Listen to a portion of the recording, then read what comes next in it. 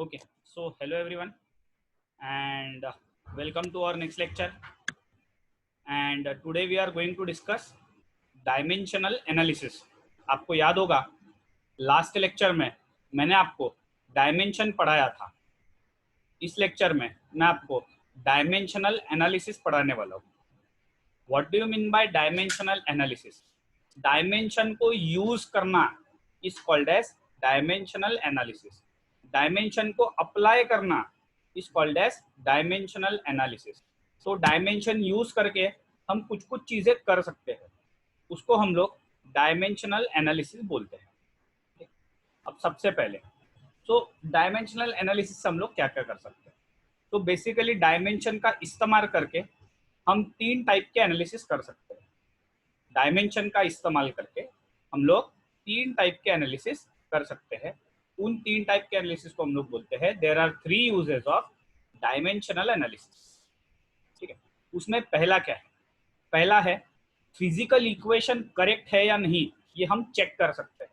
तो पहला यूज है डायमेंशन का to check the correctness of physical equation. Equation सही है या नहीं है ये हम बता सकते हैं. दूसरा सेकंड एनालिसिस जो हम डायमेंशन से कर सकते हैं वो है कि हम लोग रिलेशन निकाल सकते हैं between physical quantities. So relationship निकाल सकते हैं between related physical quantities. So to establish the relationship between related physical quantities, ये हम सेकंड काम कर सकते हैं. थर्ड काम जो हम लोग कर सकते हैं वो है to find the conversion factor. हम लोग कन्वर्जन फैक्टर निकाल सकते हैं. ठीक है, conversion factor between units of same physical quantity but two different system of units. इसका मतलब क्या है? जैसे मैं एग्जांपल लेने भी वाला हूँ, पर फिर भी थर्ड में क्या करते हैं, फोर्स का ऐसा यूनिट क्या है? फोर्स का ऐसा यूनिट होता है न्यूटन. न्यूटन फोर्स का ऐसा यूनिट होता है न्यूटन, जिसको हम लोग लिखते हैं कैपिटल. ठीक है, ऐसा unit of force is Newton. और फोर्स का सीजीएस यूनिट क्या होता है? उसका सीजीएस यूनिट होता है डाइन, DYNE. ठीक है, डायन मत बोलना please, it is called as dyne, DYNE. ठीक है, तो अब थर्ड में हम लोग क्या करते हैं, न्यूटन, एक न्यूटन मतलब कितना डाइन, ये हम कन्वर्जन फैक्टर निकालते हैं. करेक्ट. अब न्यूटन क्या है? न्यूटन है एसआई यूनिट. डाइन क्या है? CGS unit. मतलब ये दोनों यूनिट किसके हैं? फोर्स के. न्यूटन और डाइन यूनिट किसके हैं? फोर्स के. लेकिन दोनों अलग अलग सिस्टम ऑफ यूनिट्स के हैं. न्यूटन एसआई सिस्टम का है, डाइन सीजीएस सिस्टम का है, और इन दोनों में हम लोग कन्वर्जन फैक्टर निकाल सकते हैं. तो मैं एग्जांपल्स भी लेने वाला हूँ, सो डोंट वरी. सो हम लोग क्या कर सकते हैं, थर्ड एप्लीकेशन हम जो डायमेंशन का कर सकते हैं वो है टू फाइंड कन्वर्जन फैक्टर. वो हम लोग कर सकते हैं कि to find conversion factor between units. Units मतलब जैसे न्यूटन और dyne, units of same physical quantity. यहाँ पे फिजिकल क्वांटिटी क्या है? फोर्स है. तो दोनों किसके यूनिट है? दोनों फोर्स के यूनिट है. तो we can find conversion factor between units. Units मतलब न्यूटन और dyne between same physical quantity, जैसे कि force, in two different systems. दो अलग अलग सिस्टम्स कौन से है? तो दो अलग अलग सिस्टम्स जो हमने लिए हैं उसमें से एक है एसआई सिस्टम और दूसरा है सीजीएस सिस्टम. तो डायमेंशन यूज करके हम तीन एनालिसिस कर सकते हैं और ये तीनों को हम लोग बोलते हैं डायमेंशनल एनालिसिस. तो पहला एनालिसिस आप लोग क्या कर सकते हो? पहला एनालिसिस आप लोग कर सकते हो to find correctness of physical equation. दूसरा आप लोग कर सकते हो कि to establish relation between related physical quantity. और तीसरा जो हम लोग कर सकते हैं वो है कि हम लोग कन्वर्जन फैक्टर निकाल सकते हैं दो अलग अलग यूनिट में. करेक्ट. जैसे न्यूटन और डाइन ये दोनों फोर्स के यूनिट है और ये दोनों अलग अलग सिस्टम के, तो हम लोग इसका कन्वर्जन फैक्टर निकाल सकते हैं. मैं हर किसी के दो दो एग्जांपल्स ले रहा हूँ, तो you need not to worry, आपको एकदम ये क्लियर हो जाएगा. ठीक है, तो मैं पहले एप्लीकेशन से स्टार्ट करता हूँ. पहला एप्लीकेशन क्या है? पहला एप्लीकेशन है to find correctness of a physical equation. Correct. पहला क्या है? पहला है to find correctness of a physical equation. Right. अब इक्वेशन मैंने कैसा लिया? इक्वेशन मैंने लिया है v is equal to U plus A T. ये आपने काइनेमेटिक इक्वेशन पढ़े होंगे. ठीक है, v is equal to U plus A T, S is equal to U T plus half A T square, है ना, V square is equal to U square plus 2as, ये सब इक्वेशन पढ़े हैं आपने, और क्योंकि आप इनके साथ फेमिलियर है मैंने ये इक्वेशन स्टार्टिंग में लिए हैं। यहाँ पे v क्या होता है, v होता है फाइनल वेलोसिटी, v होता है फाइनल वेलोसिटी, u क्या है, u होता है इनिशियल वेलोसिटी, तो v is final velocity, u is initial velocity, u is initial velocity, ठीक है। a क्या है, a is acceleration and t is time, and t is time, ठीक है। सो पहले सबका डायमेंशन निकालते हैं, ठीक है। सबसे पहले वेलोसिटी, v मतलब वेलोसिटी है, वेलोसिटी मतलब मीटर पर सेकंड, लेंथ अपॉन टाइम, तो इसका डायमेंशन कितना आएगा, इसका डायमेंशन आएगा L1 m0 t-1, correct. u क्या है, u भी वेलोसिटी है, इनिशियल वेलोसिटी है, मतलब it is form of a velocity. So velocity का यूनिट मीटर पर सेकंड है, वेलोसिटी का यूनिट मीटर पर सेकंड है, मीटर पर सेकंड मतलब डिस्टेंस अपॉन टाइम, तो इसका भी डायमेंशन कितना होगा, L1 m0 t-1, correct. Acceleration का यूनिट क्या होता है, एक्सेलरेशन का यूनिट होता है मीटर पर सेकंड स्क्वायर, मतलब लेंथ अपॉन टाइम स्क्वायर, सो ये कितना होता है, ये होता है L1 m0 t-2, करेक्ट, ये इसका डायमेंशन हो गया। और टाइम का यूनिट क्या होता है, टाइम का यूनिट सेकेंड्स होता है, सेकेंड मतलब टाइम मतलब सिर्फ कैपिटल टी है, सो इसका डायमेंशन कितना होगा, इसका डायमेंशन होगा L0 m0 एंड t1, इसका डायमेंशन होगा L0 m0 t1। अब ये इक्वेशन हमको दिया है, फिजिकल इक्वेशन कौन सा लिया है हमने, v is equal to U plus A T, ये हमने फिजिकल इक्वेशन लिया है, इसका हमको करेक्टनेस बताना है, करेक्टनेस मतलब ये इक्वेशन डायमेंशनली करेक्ट है या नहीं, ये हमको बताना है। अब हम कैसे बताएंगे, तो ये बताने के लिए सबसे पहले मैं स्टार्ट करूंगा from the left hand side. मुझे बताओ इक्वेशन का लेफ्ट हैंड साइड क्या है, इक्वेशन का लेफ्ट हैंड साइड v है, इक्वेशन का लेफ्ट हैंड साइड v है, तो v का डायमेंशन कितना है, v का डायमेंशन है L1 m0 t-1, correct, v का डायमेंशन है L1 m0 t-1, करेक्ट। उसके बाद u का डायमेंशन कितना है, u का डायमेंशन है L1 m0 t-1, करेक्ट। लेकिन at का डायमेंशन कितना है, a इंटू टी का डायमेंशन कितना है, सो a इंटू टी का डायमेंशन है L1 m0 t-2, और इसका t का डायमेंशन कितना है, t का डायमेंशन है L0 m0 t1, ठीक है, L0 m0 t1। So at का डायमेंशन कितना होगा, सो at का डायमेंशन होगा, इनको हमको ऐड करना पड़ेगा, तो इनको हम लोग ऐड कैसे करेंगे, तो इनको ऐड करेंगे, देखो यहाँ पे l का पावर 1 है, यहाँ पे l का पावर 0 है, l के पावर्स देखो, राइट, यहाँ का पावर 1 है, यहाँ पे l का पावर 1 है, यहाँ पे l का पावर 0 है, तो l का पावर कितना आएगा, 0 + 1, l का पावर 1 आएगा, m का पावर 0 है, m का पावर 0 है, तो m का पावर कितना आएगा, m का पावर 0 आएगा। उसके बाद t का पावर -2 है, यहाँ पे t का पावर +1 है, -2 + 1 कितना होगा, -2 + 1 होगा 1, सॉरी -2 + 1 होगा -1, तो t will be equal to -1। तो लेफ्ट हैंड साइड आ गया, मैं इसको बोलता हूँ इक्वेशन 1। अब मैं राइट हैंड साइड का निकालूंगा, राइट हैंड साइड में क्या है, राइट हैंड साइड में है u plus A T, correct, u plus A T. So u का कितना है, u का है L1 m0 t-1, और ए टी का कितना है, ए टी का ये देखो यहाँ पे हमने निकाला हुआ है, ए टी का कितना है, ए टी का भी है L1 m0 t-1, correct, L1 m0 t-1। सो ये दोनों का है। अब लेफ्ट हैंड साइड का डायमेंशन देखो, लेफ्ट हैंड साइड का डायमेंशन है L1 m0 t-1, right hand side में भी पहले टर्म का डायमेंशन है L1 m0 t-1, दूसरे टर्म का भी डायमेंशन है L1 m0 t-1। इसका मतलब राइट हैंड साइड का टोटल डायमेंशन हो जाएगा L1 m0 t-1, क्योंकि दोनों टर्म का सेम ही है, क्योंकि दोनों टर्म का सेम है, ठीक है, तो दोनों टर्म का डायमेंशन सेम है, सो टोटल डायमेंशन भी सेम ही रहेगा। तो हो जाएगा L1 M0 T-1। ये हो गया इक्वेशन 2।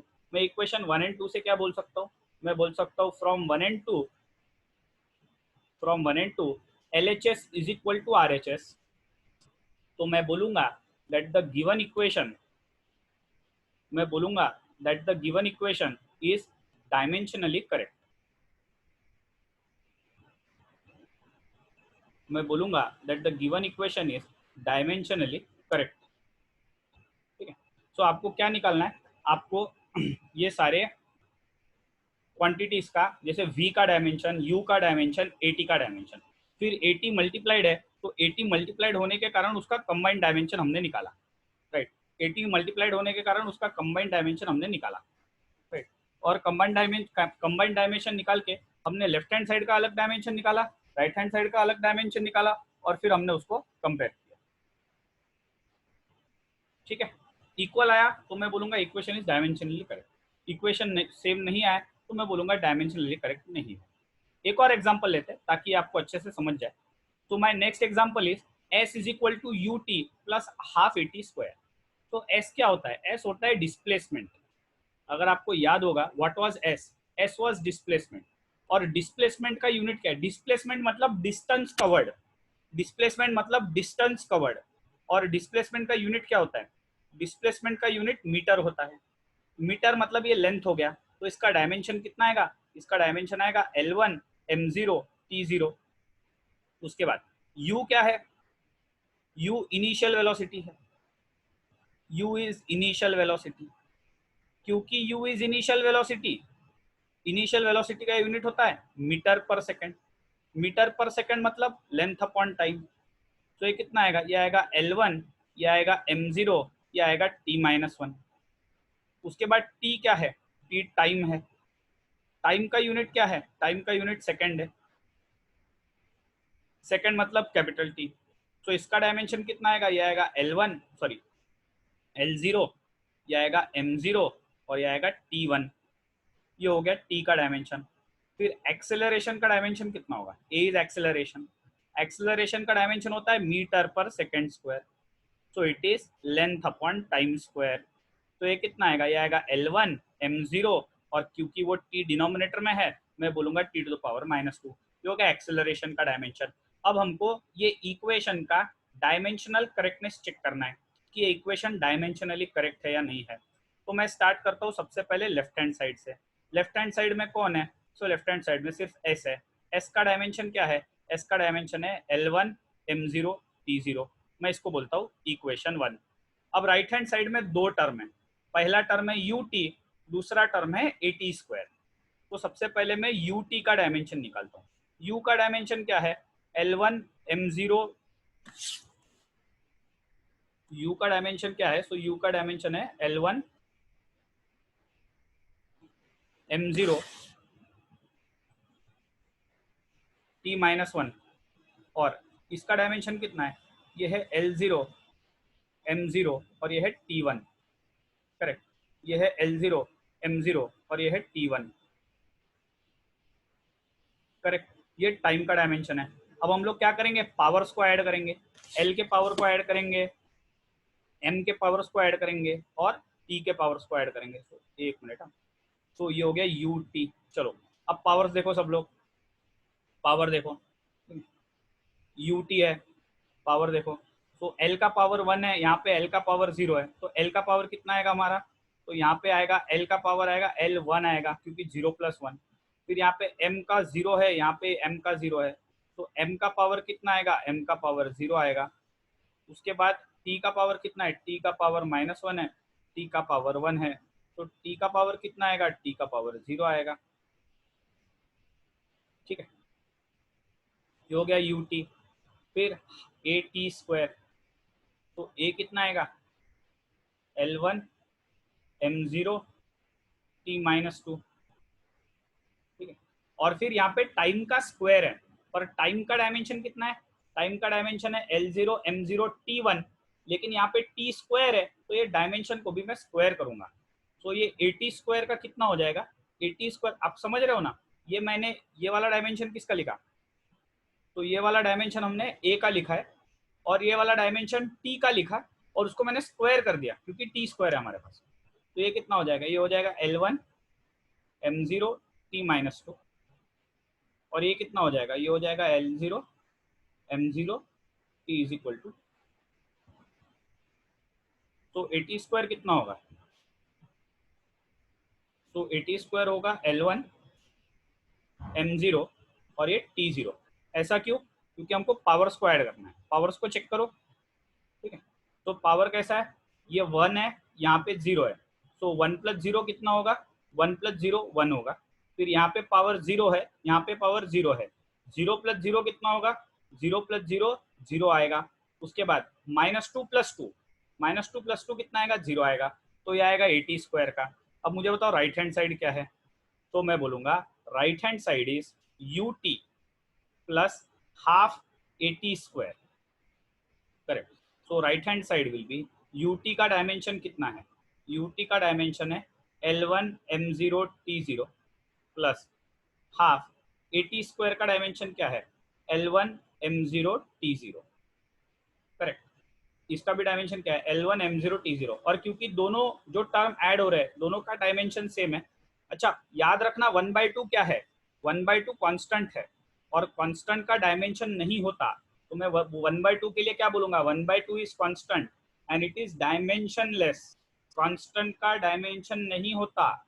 मेरे को कुछ लोग क्वेश्चन पूछेंगे नहीं तो सर कांस्टेंट के लिए आपने डायमेंशन क्यों नहीं निकाला, क्योंकि कांस्टेंट इज डायमेंशनलेस, उसके लिए डायमेंशन नहीं निकालना है, उसको अनदेखा करना है, उसको नहीं देखना है।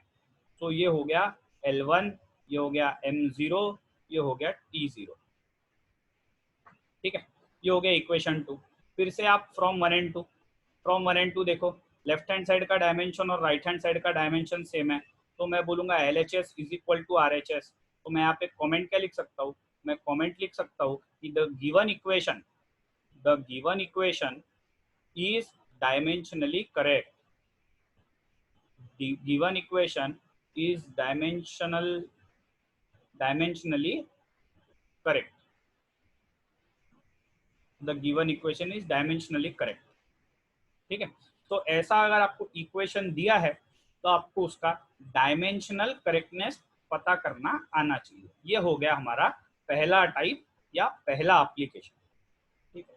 अब सेकंड एप्लीकेशन हमारा क्या है, सेकेंड एप्लीकेशन है to establish relationship between related physical quantities. अब हमको यहाँ पे रिलेशनशिप एस्टेब्लिश करना है। अब हमने क्या किया था, इक्वेशन को चेक किया था पिछले वाले। अब हमको एक रिलेशन में जो क्वांटिटीज होते हैं उसके रिलेशनशिप निकालना है। मैंने एक क्वेश्चन लिया है एग्जाम्पल के तौर पे, देखो इसमें भी मैं 2 एग्जाम्पल लेने वाला हूँ। तो let us take our first example. सबसे पहले क्वेश्चन में क्या दिया है, क्वेश्चन में हमको दिया है time period capital T of oscillation of a simple pendulum depends on length and acceleration due to gravity. derive the relation between T, L and G, correct. अब सबसे पहले क्वेश्चन में ध्यान दो, क्वेश्चन में पढ़ते वक्त ये सब डरना नहीं है। सबसे पहले oscillation, simple pendulum, acceleration due to gravity, time period, अरे अरे ये तो बहुत डिफिकल्ट है। क्वेश्चन के वर्डिंग देख के डरना नहीं है। क्वेश्चन में अब जो काम का डेटा है वो पिक करना आना चाहिए। अगर आप सही तरीके से क्वेश्चन पिक नहीं करोगे तो आपको डिफिकल्ट लगेगा, और डिफिकल्ट लगेगा तो सॉल्व नहीं होगा, है ना। तो क्वेश्चन सिंपल ही होता है, सिर्फ कीवर्ड्स उसके पिक करना आना चाहिए आपको। सो क्वेश्चन में कौन किस पे डिपेंड करता है, सबसे पहले ये ढूंढो कौन किस पे डिपेंड कर रहा है। तो वो बोल रहे हैं कि time period capital T depends on, time period capital T depends on length L and acceleration due to gravity G। तो मैं बोलूंगा time period capital T depends on किस पे डिपेंड करता है, depends on length L and acceleration due to gravity G। ठीक है, acceleration due to gravity G. तो मैं नेक्स्ट लाइन में, सो टी एल और जी पे डिपेंड करता है, इतना मैंने पिक कर लिया। टी क्या, एल क्या, जी क्या बाद में लेंगे। कौन किस पे डिपेंड करता है ये पहले ढूंढना है। तो time period T depends on length L and acceleration due to gravity G. So time period capital T क्या होगा, मैं बोलूंगा डायरेक्टली प्रोपोर्शनल टू एल और जी। लेकिन हमको ये नहीं पता कि लेंथ स्क्वायर लेना है, लेंथ क्यूब लेना है, लेंथ का रूट लेना है, कि ग्रेविटी स्क्वायर लेना है, ग्रेविटी क्यूब लेना है, हमको नहीं पता। तो हम लोग इसका अज्यूम करते हैं कि powers are a and b. तो मैं अज्यूम करता हूँ ए क्या है, a is the power of length L and b is the power of g. ऐसे क्वेश्चन में हमको स्मॉल ए और स्मॉल बी निकालना पड़ता है, which are the powers of length. अब कैसे निकालेंगे, बहुत सिंपल है। तो मैं बोलूंगा time period is equal to, proportionality हटाया तो यहाँ पे कांस्टेंट आएगा L to the power A ji to the power B. मैं क्या बोलूंगा, मैं क्या बोलूंगा, के क्या है, के कांस्टेंट है, और क्योंकि के कांस्टेंट है मैं बोलूंगा इट इज डायमेंशनलेस। तो मैं के की चिंता नहीं करूंगा, के इज डायमेंशनलेस, तो मैं के की चिंता नहीं करूंगा। मुझे तीन लोगों की चिंता करना है। सबसे पहले कैपिटल डी, उन्होंने कैपिटल डी क्या बोला है, कैपिटल डी बोला है पीरियड। अब पीरियड मतलब क्या, पीरियड, पीरियड आपको समझ में आता है, 5 दिन का पीरियड, 10 दिन का पीरियड, 1 महीने का पीरियड, 1 साल का पीरियड। सो पीरियड ये क्या डिफाइन करता है, पीरियड ये टाइम को डिफाइन करता है। जैसे हमने आपको बोला कि your classes will run for a period of 20 months, 20 महीना आपके क्लासेस चलेंगे। तो मैंने आप, हम लोग इंग्लिश में कैसे बोलेंगे, your classes will go for a period of 20 months. तो पीरियड मतलब क्या, पीरियड ये टाइम को इंडिकेट करता है। क्योंकि पीरियड ये टाइम को इंडिकेट करता है तो इसका यूनिट क्या रहेगा, इसका यूनिट सेकंड रहेगा, और इसका डायमेंशन कितना रहेगा, क्योंकि ये सेकंड है तो सेकंड मतलब it only depends on time. Time, time का सिंबल क्या है, टाइम का सिंबल कैपिटल टी है, और इसका डायमेंशन कितना आएगा, इसका डायमेंशन आएगा L1, L1 बोल रहा हूँ सॉरी, सिर्फ टाइम है यहाँ पे, तो L1 नहीं आएगा, यहाँ पे आएगा L0, M0 और T1, करेक्ट। ये आया टी का डायमेंशन। उसके बाद एल क्या है, नाम में ही सब कुछ है। एल मतलब लेंथ है, लेंथ मतलब डिस्टेंस होता है, डिस्टेंस का यूनिट मीटर होता है, मीटर मतलब डिस्टेंस कैपिटल एल। तो इसका डायमेंशन क्या रहेगा, L1 M0 T0, correct, L1 M0 T0। अब जी क्या है, जी है acceleration due to gravity, acceleration due to gravity, correct. अब ग्रेविटी जाने दो, this is nothing but acceleration, और एक्सेलरेशन का यूनिट क्या होता है, मीटर पर सेकेंड स्क्वायर। और फिर इसका डायमेंशन क्या होगा, so metre per second square मतलब क्या, मीटर पर सेकेंड स्क्वायर मतलब, so metre per second square मतलब मैं इसको लिखूंगा L by T square, correct. So ये कितना आएगा, ये आएगा L1, ये आएगा M0 और ये आएगा T-2, L1 M0 और ये आएगा T-2, करेक्ट। सो कैपिटल टी क्या है, so capital T is directly proportional to के L to the power A ji to the power b, sorry is equal to है, मैंने प्रोपोर्शनलिटी डाल दिया। सो हमारा इक्वेशन क्या है, हमारा इक्वेशन है टी इज इक्वल टू के L to the power A ji to the power B, ये वाला इक्वेशन मैंने लिखा। अब टाइम का डायमेंशन क्या है, तो टाइम का डायमेंशन है L0 M0 T1, करेक्ट। ये किसका डायमेंशन हो गया, ये टाइम का हो गया। के का डायमेंशन लिखते हैं क्या, के इज कांस्टेंट डायमेंशनलेस, के का डायमेंशन नहीं लिखते। एल का डायमेंशन क्या है, L1 M0 T0, लेकिन एल का पावर ए लिया है। उसके बाद जी का डायमेंशन क्या है, L1 M0 T-2, लेकिन इसका पावर कितना है, इसका पावर बी है। तो ये मैंने किस किस के डायमेंशन लिखे हैं, ये मैंने एल का डायमेंशन लिखा है और ये मैंने जी का डायमेंशन लिखा है, मैंने एल का डायमेंशन लिखा है और जी का डायमेंशन लिखा है, करेक्ट। तो एल और जी का हमने डायमेंशन लिखा है, एल और जी का हमने डायमेंशन लिखा है। के का डायमेंशन नहीं लिखते, के का डायमेंशन क्यों नहीं लिखते, क्योंकि K is constant and it is dimensionless, correct. So I will take this to next slide, मैं जरा इसको नेक्स्ट स्लाइड में लेके चलता हूँ, ठीक है। सो नेक्स्ट स्लाइड में मैं फिर से थोड़ा सा for the sake of repetition मैं यहाँ पे लिख देता हूँ K L to the power A ji to the power B, ये कितना है L0 M0 T1, के का तो यूनिट नहीं लिखते, इसका यूनिट है L1 M0 T0 to the power A, और G है acceleration due to gravity, so L1 M0 T minus 2 to the power B, correct. So अब लेफ्ट साइड हो जाएगा L0 M0 T to the power 1। अब ये power होने के कारण ये कितना आएगा, मल्टीप्लाई करो, तो ये आएगा पावर A, इसका आएगा पावर 0, इसका आएगा पावर 0। तो मैंने क्या किया, A को पावर्स के साथ मल्टीप्लाई किया, A को पावर्स के साथ मल्टीप्लाई किया, तो ये A है पावर 1 है, 1 इंटू A 0 इंटू A 0, फिर से T का 0 इंटू A 0 होगा। सिमिलरली सेकेंड ब्रैकेट हमारा कितना आएगा, सिमिलरली सेकेंड ब्रैकेट हमारा आएगा, ये आएगा L to the power B M to the power 0 T to the power minus 2B, correct. ये मैंने मल्टीप्लाई कर दिया। अब तो लेफ्ट हैंड साइड कितना है, L0 M0 T1, ठीक है। अब क्या करना है, पावर्स को ऐड करना है। अब आपको पावर्स को ऐड करना है। अब पावर देखो, यहाँ का पावर A है, ये L का पावर B है, तो टोटल पावर कितना हो जाएगा, टोटल पावर हो जाएगा A प्लस बी, तो ये आएगा L to the power A plus B. Similarly ये आएगा M टू द पावर 0, और ये आएगा T to the power 0 minus B, ठीक है। तो ये कितना आएगा, ये आएगा L0 M0 T0 T1, और ये आएगा L A प्लस बी, ये आएगा M0, और ये आएगा T to the power minus 2B, correct. अब जरा इक्वेट करो, अब जरा इक्वेट करो, A प्लस बी दोनों का लेफ्ट हैंड राइट साइड को हम लोग इक्वेट कर रहे हैं, लेकिन हम इक्वेट कैसे कर रहे हैं, हम लोग पावर्स को इक्वेट कर रहे हैं, करेक्ट। सो पावर्स को इक्वेट कैसे करेंगे, तो देखो A plus B is equal to 0, तो A प्लस, इधर L का पावर A प्लस बी है, राइट साइड में L का पावर A प्लस बी है, लेफ्ट साइड में L का पावर 0 है, तो A plus B is equal to 0। यहाँ पे M0 है, M0 है, तो इसको कोई इक्वेट करने की जरूरत नहीं।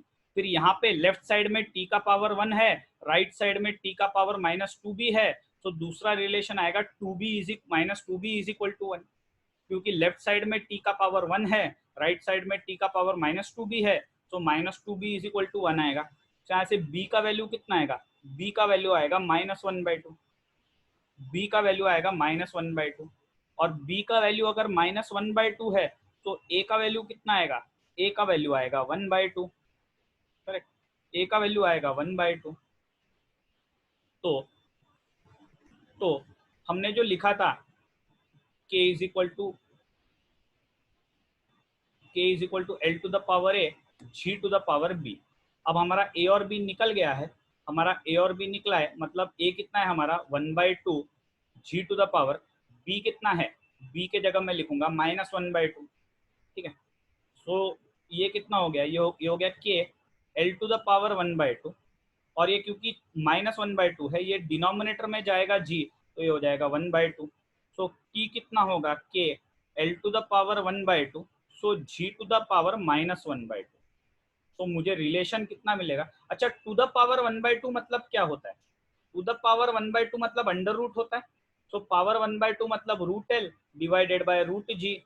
इसका मतलब मैं T को क्या लिख सकता हूँ, मैं T को लिख सकता हूँ k √L by G, k into √L by G, correct, that will be capital T। अब देखो क्वेश्चन में क्या दिया था, क्वेश्चन में दिया था T depends on L and G, question में सिर्फ इतना दिया था T L और G पे डिपेंड करता है, लेकिन हम लोगों ने डायमेंशन यूज करके रिलेशन निकाल लिया कि T is equal to k √L by G। So we have determined the relation. So हमने क्या एस्टेब्लिश किया, we have established the relation between related physical quantities, correct. हमने रिलेशनशिप एस्टेब्लिश कर दिया है बिटवीन रिलेटेड फिजिकल क्वांटिटीज, तो ये भी काम हम डायमेंशन से कर सकते हैं, इसलिए हम लोग डायमेंशन सीखते हैं। एक और एग्जांपल लेता हूँ, ठीक है। अभी इसमें क्या बोला है, derive the formula for kinetic energy of particle having mass m and velocity v using dimensional analysis. तो कौन किस पे डिपेंड करता है यहाँ पे बोला है, इस क्वेश्चन में वो लोग बोल रहे हैं that the kinetic energy depends on mass m and velocity v, depends on mass m and velocity v. तो मैं इसको सॉल्व कैसे करूंगा, मैं बोलूंगा kinetic energy is directly proportional to m to the power a v to the power b, क्योंकि हमको पता नहीं है मास के साथ रिलेशन कैसा है, वेलोसिटी के साथ रिलेशन कैसा है, तो मैं बोलूंगा m to the power a v to the power b. फिर अगर हम लोग प्रोपोर्शनलिटी हटाते हैं तो यहाँ पे k आएगा m to the power a और v to the power b, correct, m to the power a और v to the power b, right. अब सबका हमको डायमेंशन देखना जरूरी है. सबसे पहले काइनेटिक एनर्जी का डायमेंशन कितना आता है, काइनेटिक एनर्जी का डायमेंशन कितना आता है, मैंने लास्ट लेक्चर में आपको काइनेटिक एनर्जी का डायमेंशन बताया था. तो काइनेटिक एनर्जी अगर आपको याद होगा, तो काइनेटिक एनर्जी होता है, मतलब एनर्जी बेसिकली होता है फोर्स इनटू डिस्प्लेसमेंट या डिस्टेंस, करेक्ट. और फोर्स हमने क्या बोला था, फोर्स हमने बोला था मास इनटू एक्सेलरेशन, मास इनटू एक्सेलरेशन इनटू ये डिस्टेंस l है, तो मास का m, एक्सेलरेशन का l/t² और डिस्टेंस का l, तो काइनेटिक एनर्जी कितना आता है ml²/t². तो फोर्स होता है मास इनटू एक्सेलरेशन, डिस्प्लेसमेंट मतलब लेंथ होता है, लेंथ मतलब कैपिटल L, सो मास का capital M, acceleration is metre per second square, तो लेंथ/t². सो काइनेटिक एनर्जी का डायमेंशन कितना है, सो काइनेटिक एनर्जी का डायमेंशन आएगा L2 m1 t-2.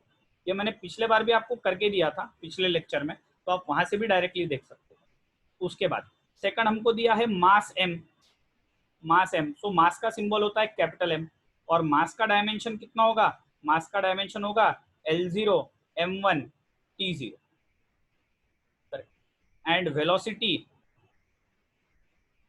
Velocity v का डायमेंशन कितना होगा, वेलोसिटी v का अच्छा v वेलोसिटी कितना होता है, वेलोसिटी v होता है मीटर पर सेकंड, वेलोसिटी v होता है मीटर पर सेकंड, मीटर पर second. So this is l/t, L0 L1 m0 t-1, correct, L1 m0 और t-1.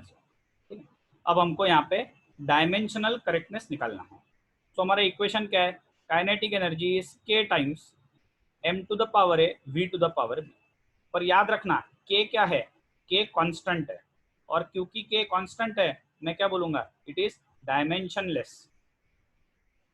k कांस्टेंट है तो मैं उसको बोलूंगा इट इज डायमेंशनलेस, करेक्ट.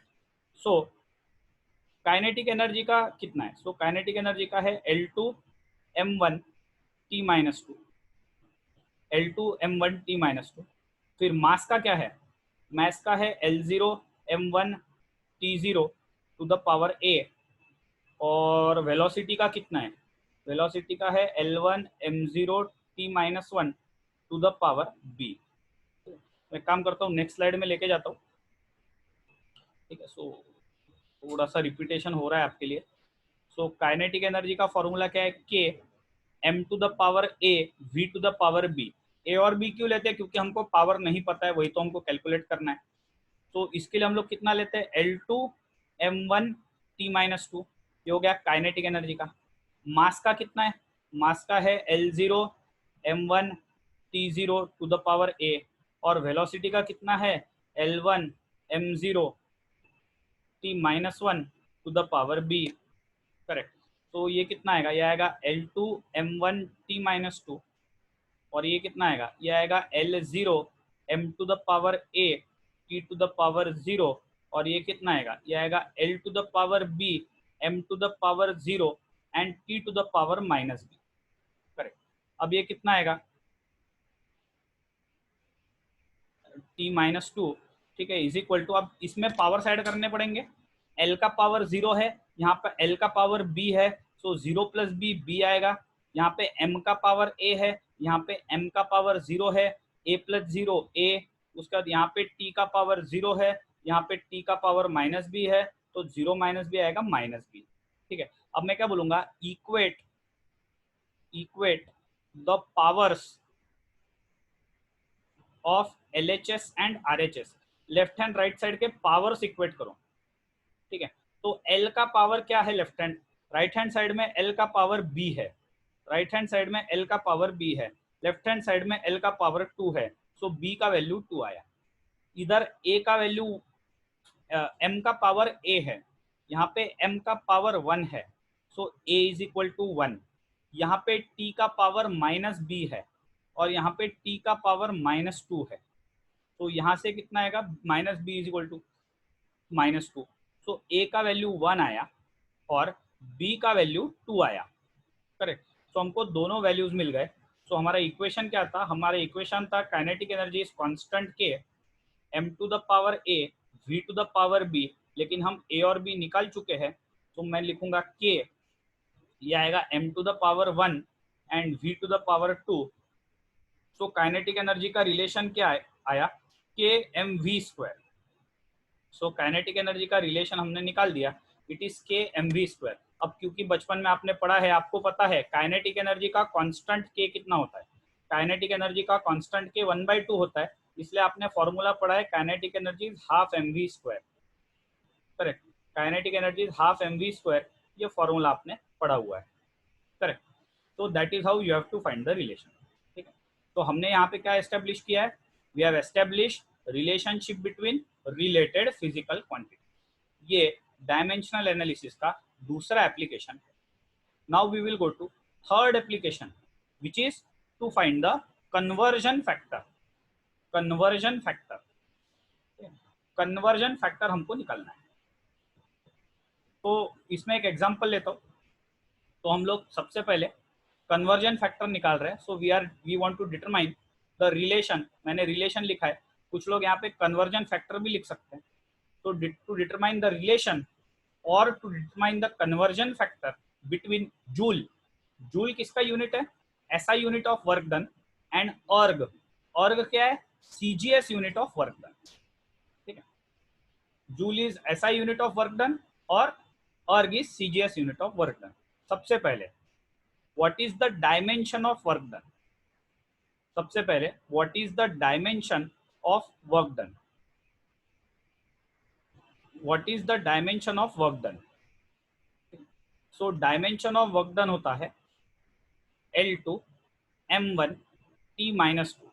ये मैंने आपको लास्ट लेक्चर में पढ़ाया था, ठीक है, आप वहां से देख लेना। तो डायमेंशन ऑफ वर्क डन क्या है, L2 m1 t-2, ये वर्क डन का डायमेंशन है।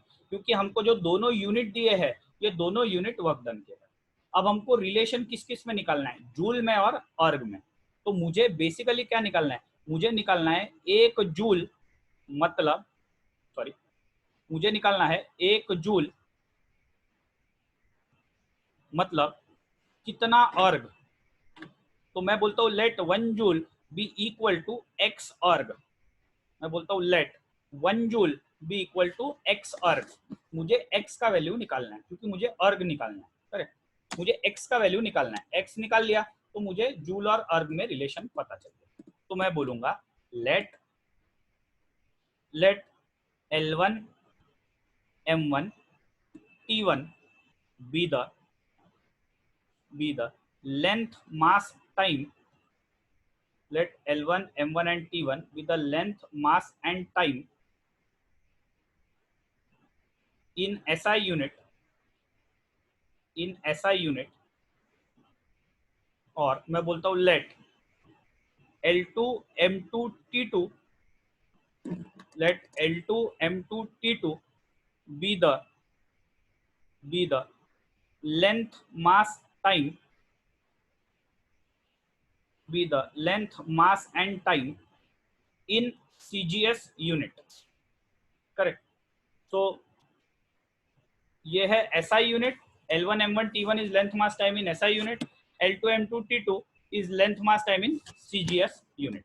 अब जूल कहाँ का है, जूल कौन से यूनिट का है, joule belongs to SI unit, joule belong to SI unit, erg belongs to erg belongs to CGS unit, correct. और वर्क डन का डायमेंशन ऑलरेडी हमको पता है L2 M1 T-2।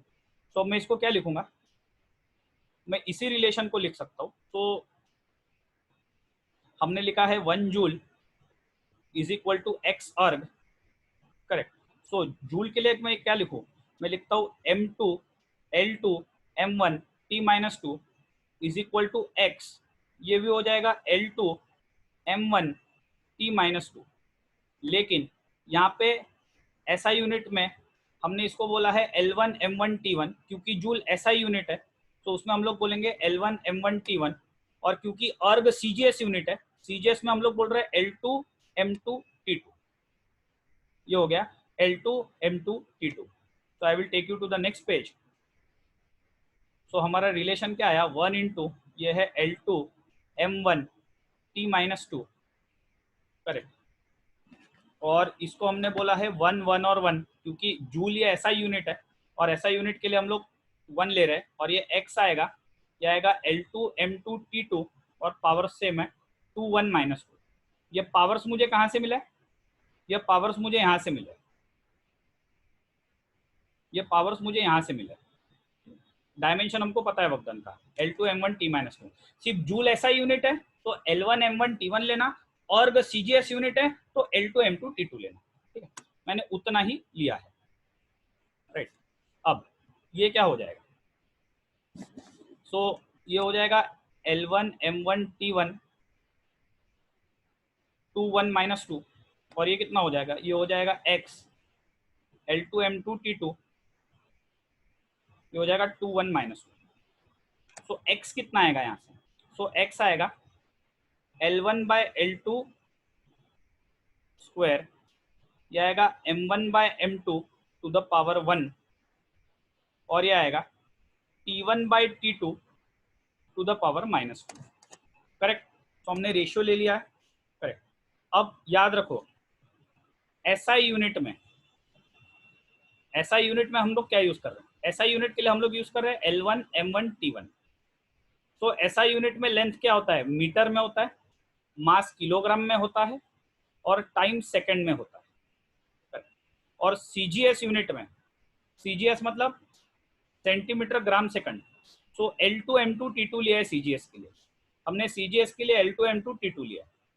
तो 1 सेंटीमीटर होता है, ये 1 ग्राम होता है, और ये 1 सेकंड होता है। 1 सेंटीमीटर होता है, 1 ग्राम होता है, और ये 1 सेकंड होता है। तो मैं यहाँ पे सब्सटीट्यूट करता हूँ x इज इक्वल टू, ठीक है। अब सबसे पहले L1 बाय L2 है, सबसे पहले L1 बाय L2 है,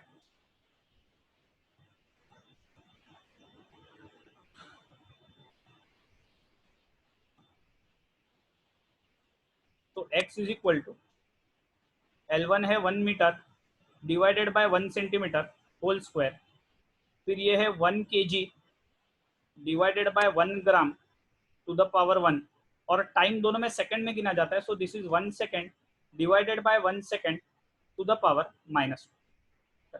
तो यहाँ से x कितना आएगा, यहाँ से x आएगा 1 मीटर मतलब 100 centimetre divided by 1 centimetre whole square, ठीक है। उसके बाद 1 kg कितना होता है, 1 kg होता है 1000 gram divided by 1 gram to the power 1, और टाइम तो सेकंड में है तो ये आएगा 1 second divided by 1 second to the power -2।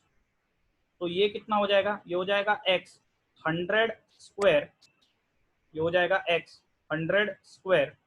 उसके बाद ये हो जाएगा 1000 टू द पावर 1, है ना। यहाँ पे सेंटीमीटर सेंटीमीटर कैंसल, ग्राम ग्राम कैंसल, और 1 सेकंड कैंसल, तो ये आएगा 1 टू द पावर -2। तो x कितना आया, x आएगा 100 होता है 10 स्क्वायर टू द पावर 2, ये होता है 10 टू द पावर 3 इंटू 1, और ये 1 टू द पावर -2। तो ये कितना आएगा, x आएगा 10 to the power 4 multiplied by 10 to the power 3 multiplied by 1। तो x कितना हो गया, x हो गया 10 टू द पावर 7, करेक्ट। तो हमने क्या बोला था, हमने बोला था 1 joule is equal to x erg. तो हमने कन्वर्जन निकाल लिया, हमने x निकाल लिया 10 टू द पावर 7 अर्ग। तो 1 जूल कितना होता है, 1 जूल होता है 10 to the power 7 अर्ग। सो ऐसा हम लोग कन्वर्जन फैक्टर निकाल सकते हैं। तो you can find the conversion factor between joule and erg. Joule SI unit of work done है, erg CGS unit of work done है। ठीक है, मैं एक और एग्जांपल ले रहा हूँ। ठीक है, एक और एग्जांपल लेता हूँ कन्वर्जन फैक्टर का। Now the next example is we want to determine the relation between newton and dyne. अब न्यूटन क्या है? Newton is the SI unit of force and dyne is the CGS unit of force. ठीक है, dyne is the CGS unit of force. Dyne बोलना, उसको डायन मत बोलना। ठीक है, dyne is the CGS unit of force. ठीक है, तो मैं सबसे पहले स्टार्ट करता हूँ। सबसे पहले दोनों न्यूटन हो या डाइन हो, वो किसके यूनिट है? ऐसा हो या सीजीएस हो, वो किसके यूनिट है? फोर्स के यूनिट है। फोर्स का फॉर्मूला क्या है? फोर्स का फॉर्मूला होता है मास इंटू एक्सेलरेशन। मास मतलब m, एक्सेलरेशन मतलब मीटर पर सेकेंड स्क्वायर। तो ये होगा m into metre l by T square. तो इसका डायमेंशन कितना आएगा? ये आएगा L1 M1 T minus. Correct. अब हमको रिलेशन किस में निकालता है? न्यूटन और डाइन में। तो मैं लिखता हूँ 1 newton is equal to x dyne. हमको रिलेशन नहीं पता, तो मैं बोलूंगा let 1 newton is equal to x dyne. अब मैं बोलूंगा लेट L1 M1 T1 be length mass time, be length mass time in SI unit and L2 M2 T2 be the length mass time in CGS unit, in CGS unit. ठीक है, so length mass time in SI unit and let L2 M2 T2 be the length mass time in CGS. अब Newton कौन सा है? Newton SI है, Newton SI unit है। तो Newton के लिए मैं यूज करूंगा L1 M1 T1। न्यूटन के लिए SI, न्यूटन SI यूनिट है, तो मैं न्यूटन के लिए यूज करूंगा L1 M1 T1। डाइन कौन सा यूनिट है? डाइन इज सीजीएस यूनिट, तो मैं उसके लिए यूज करूंगा L2 M2 T2। करेक्ट। सो मैं इसको आगे लिखूंगा कि हमारा रिलेशन है 1 newton is equal to x dyne. Correct. तो इसी इक्वेशन को मैं नेक्स्ट स्टेप में क्या लिख सकता हूँ? मैं लिखता हूँ 1, यह आएगा L1 M1 T1 is equal to x, is equal to x, x यह आएगा L2 M2 T2। करेक्ट। तो ये कितना आएगा? ये आएगा, पावर्स तो हमको पहले से पता ही, ये देखो यहाँ पे हमको पावर्स पहले से पता है डायमेंशन के। तो L1 M1 T माइनस 2, ये भी आएगा L1 M1 and T minus 2। Correct. तो मैं इसको जरा नेक्स्ट स्टेप में फिर से लिखता हूँ, रिपीटेशन होगा। तो हमने लिखा है 1 L1 M1 1 1 और -2, और ये होगा x L2 M2 T2, और ये हो गया 1 1 और -2। करेक्ट। तो यहाँ से x कितना आएगा? यहाँ से x आएगा L1 bye L2 to the power 1, फिर ये आएगा, sorry multiplied by, equal to नहीं है, मल्टीप्लाइड बाय, ये आएगा M1 by M2 to the power 1, multiplied by, ये आएगा T1 by T2 to the power -2। अब SI यूनिट में, बट SI यूनिट में हम लोग लेंथ मास टाइम कैसे लेते हैं? तो SI यूनिट में हम लोग लेंथ को लेते हैं 1 मीटर, मास को लेते हैं 1 kg। करेक्ट। एंड टाइम को लेते हैं 1 second. And but CGS unit में हम लोग क्या लिखना है, कितना लेते हैं? तो CGS यूनिट में हम लोग लेते हैं L2 M2 T2 हम लोग ले रहे हैं CGS में। तो CGS यूनिट में हम लोग कितना लेते हैं लेंथ मास टाइम? तो लेंथ को लेते हैं 1 सेंटीमीटर, मास को लेते हैं 1 ग्राम, और टाइम को लेते हैं 1 सेकेंड। तो टाइम को लेते हैं 1 सेकेंड,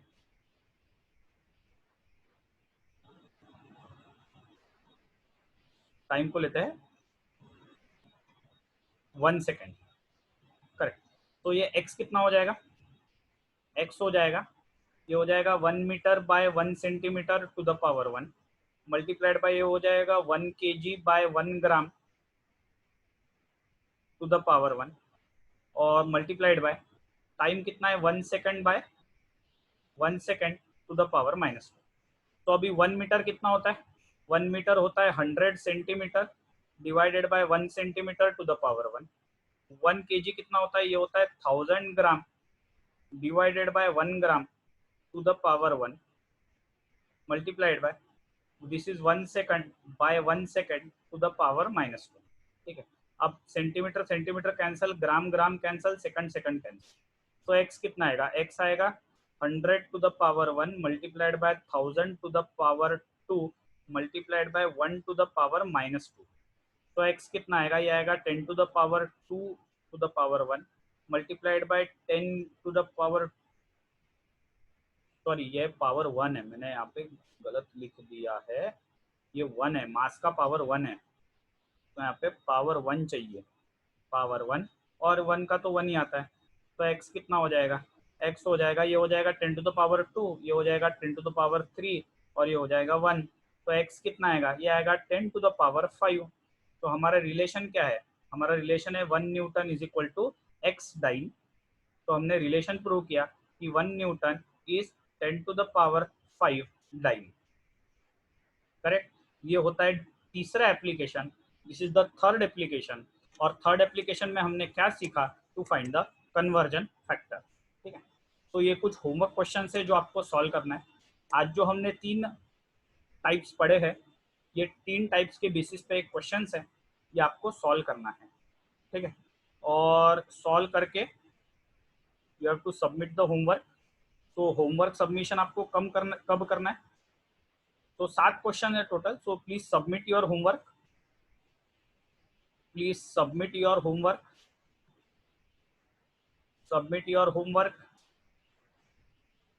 ठीक है, by Monday 5 PM, submit your homework by Monday 5 PM। और दूसरा, ट्यूसडे को we will have live doubt class. मैं लाइव लूंगा वाया जूम ऐप, तो live doubt class at 10 AM in the morning, ये ट्यूसडे को होगा। और मैं कौन कौन से डाउट्स कवर करूंगा, मैं डायमेंशन, तो डायमेंशन मैंने आप पिछले बार आपको 5 क्वेश्चन दिए थे टोटल डायमेंशन में असाइनमेंट के लिए, 5 क्वेश्चन जो दिए थे वो कवर करूंगा। इसमें से क्वेश्चन नंबर 5 कुछ लोगों को नहीं आया है, थोड़ा डिफिकल्ट है, मैं कवर करूंगा। और आज जो मैंने आपको डायमेंशनल एनालिसिस दिया है, आज जो मैंने आपको डायमेंशनल एनालिसिस के कितने क्वेश्चन दिया, आज मैंने आपको कितने दिया, आज मैंने आपको 7 क्वेश्चन दिए। तो डायमेंशनल एनालिसिस के ये 7 क्वेश्चन, 7 क्वेश्चन मैं वहाँ पे कवर करूंगा। ठीक है, 1-2 क्वेश्चन टफ भी है, पर सबने ट्राई करना चाहिए, ट्राई किए बिना आता नहीं।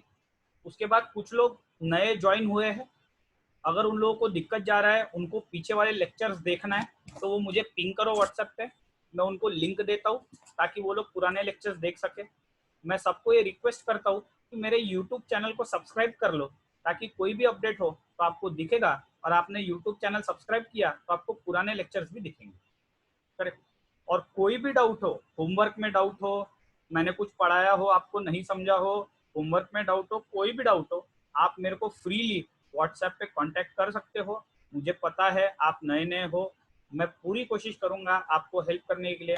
ऐसा मत सोचना कि मैं आपको डांटूंगा चिल्लाऊंगा, ऐसा कुछ नहीं होने वाला। मेरा काम है आपको हेल्प करना। आप नए नए हो, कुछ दिन लगता है सेटल होने के लिए, तब तक कि हमारा काम है आपको हेल्प करना। तो आप कोई भी डाउट हो, feel free to contact me on WhatsApp, मैं आपका डाउट सॉल्व करने का पूरा ट्राई करूंगा। ठीक है, विद दिस गाइस, होपफुली आपको ये लेक्चर समझ में आया है। That is all for today, thank you.